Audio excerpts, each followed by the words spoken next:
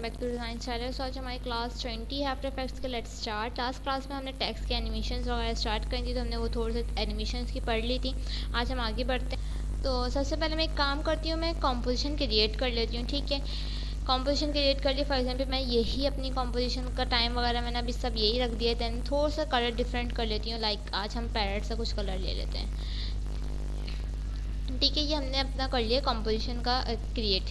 تو اس کے بعد میں ٹیکسٹ لیئر لے لیتی ہوں اور یہاں ہم کچھ ٹائپ کرتے ہیں. فار ایگزامپل ہم کلاس ٹائپ کر لیتے ہیں. کلاس ہماری ہے آج 20, تو ہم 20 ٹائپ کر لیتے ہیں. ٹھیک ہے, اس طریقے سے ہم نے کلاس 20 ٹائپ کر لیا. یہاں سے آپ اس کا لائک آپ نے اس کو سلیکٹ کرا.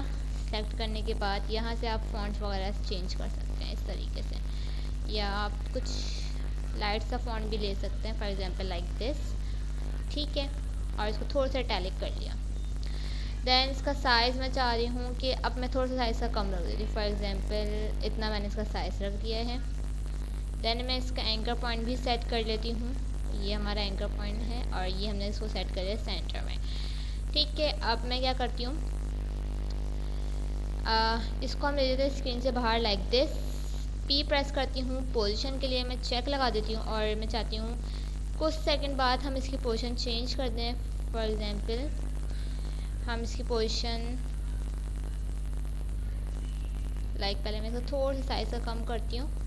ٹھیک ہے, اور یہاں سے میں اس کی پوزیشن چینج کرتی ہوں. فار ایگزامپل یہاں سے میں جاتی ہوں اس کو یہاں. ٹھیک ہے, یہ ہمارا اس کا ہو گیا سائز چینج. اب ہم اس کو فٹ ٹو اسکرین کر لیتے ہیں اگین, اور دین اپنی چھوٹی سی اینیمیشن پہلے ہم دیکھتے ہیں کچھ اس طریقے سے ہوئی ہے. ٹھیک ہے, دین اب ہمارا ٹیکسٹ تھوڑا سا اوپر سے آئے گا اور تو سلو آئے گا. ہم نے اینیمیشن کا ٹائم اپنا لمبا رکھا. ہم اس کو فاسٹ بھی کر سکتے ہیں, آپ کو بتایا ہے میں نے. جتنا لمبا ٹائم ہوگا اتنی لمبی اینیمیشن اتنی سلو ہوگی. ٹھیک ہے, دین اب میں چاہ رہی ہوں کہ فار ایگزامپل پہلے میں اس کا ٹائم اپنا یہیں لے آتی ہوں. لائک ٹائمر میں نے ابھی اپنا یہاں سیٹ کر لیا کہ یہاں تک ہماری اینیمیشن کمپلیٹ ہوئی ہے. اچھا, اب ہم دیکھ رہے ہیں کہ اس طریقے سے ہماری کیا ہو رہی ہے, یہ اینیمیشن ہو رہی ہے. بہت سلو سی ہو رہی ہے, تو میں چاہ رہی ہوں کہ میں اس کا یہ ٹائم تھوڑا سا پیچھے کر دیتی ہوں. For example like this. تو اب ہماری اینیمیشن تھوڑی سی فاسٹ ہوگی لائک دس.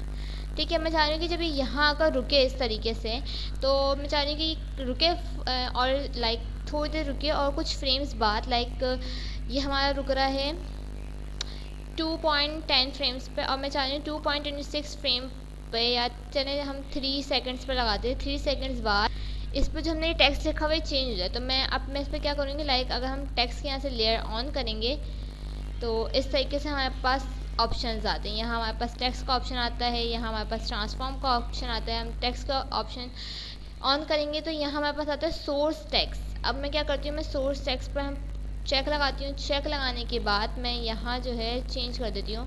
لائک میں نے یہاں لکھ دیا کچھ بھی ہم لکھ سکتے ہیں. فار ایگزامپل کلر لکھ دیتے ہیں گرین. ٹھیک ہے,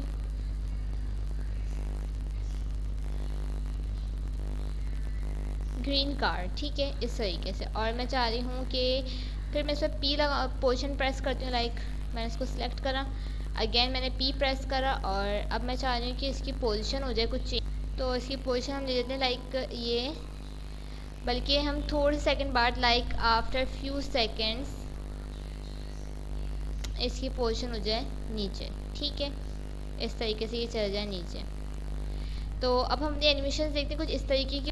ٹھیک ہے, تو اب ہماری اینیمیشن کچھ اس طریقے کی لائک دس. ٹھیک ہے, آدھی جو لائن تک یہ آئے گا لائک سینٹر تک, دین اس کے بعد سب جو ٹیکسٹ ہے وہ چینج ہو جائے گا.